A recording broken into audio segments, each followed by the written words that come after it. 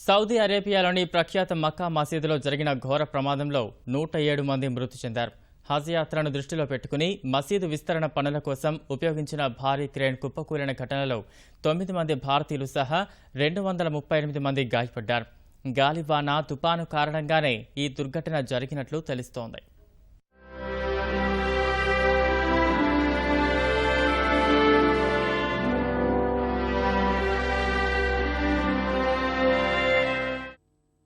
ముస్లింలు పరమ పవిత్రంగా భావించే హజ్ యాత్ర ఈ నెల 21న ప్రారంభం కానున్న వేళ సౌదీ అరేబియాలోని మక్కా మసీదులో పెను విషాదం చోటు చేసుకుంది. మసీదు ప్రాంగణంలో నిర్మాణ పనుల కోసం ఉపయోగిస్తున్న భారీ క్రేన్ ఒక్కసారిగా కుప్పకూలింది. బహుళ అంతస్తుల భవనం పైనుంచి కిందకు దూసుకొచ్చిన క్రేను అనేక మంది ప్రాణాల్ని బలిగొంది. శుక్రవారం ప్రార్థనల కోసం పెద్ద సంఖ్యలో వచ్చిన భక్తులు ఊహించని ఉత్పాతంతో దిగ్భ్రాంతికి గురయ్యారు. ఏం జరుగుతుందో తెలుసుకునేలోపే క్రేన్ కింద పడి నలిగిపోయారు.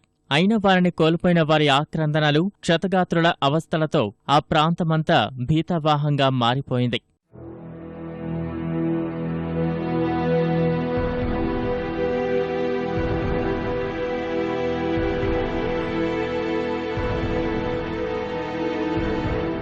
ప్రమాదం జరిగిన వెంటనే స్పందించిన అధికారులు యుద్ధ ప్రాతిపదికన సహాయ చర్యలు చేపట్టారు. శిథిలాలు తొలగించి క్షతగాత్రుల్ని ఆస్పత్రులకు తరలించారు. కొద్ది గంటల్లోనే సహాయక చర్యలు పూర్తి చేసి మసీదులో తిరిగి ప్రార్థనలు మొదలయ్యేలా ఏర్పాట్లు చేశారు.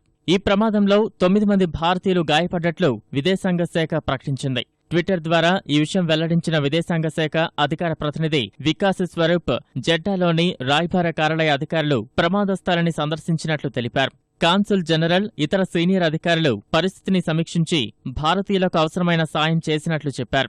భారతీయ వైద్యులు రంగంలోకి దిగి మక్కాలోని ప్రభుత్వాసుపత్రిలోని బాధితులకు చికిత్స అందించినట్లు వికాస్ స్వరూప్ తెలిపారు. మక్కా మసీదులో ఒకేసారి 22 లక్షల మందికి చోటు కల్పించేందుకు వీలుగా ఆ ప్రాంగణ విస్తీర్ణాన్ని 4 లక్షల చదరపు మీటర్ల మేర పెంచేందుకు కొంతకాలంగా నిర్మాణ పనులు సాగుతున్నాయి. ఇందుకోసం మసీదులో అనేక భారీ క్రేన్లను మోహరించారు. ప్రమాదానికి కొద్ది గంటల ముందు నుంచి ఆ ప్రాంతంలో భారీ వర్షం కురుస్తోంది. పెనుగాలుల కారణంగా క్రేన్ కుప్పకూలి ఉంటుందని అధికారులు భావిస్తున్నారు. ఈ ఘటనపై సమగ్ర దర్యాప్తు జరిపి నివేదిక ఇవ్వాలని మక్కా గవర్నర్ ఖలేద్ అల్ ఫైసల్ ఆదేశించారు.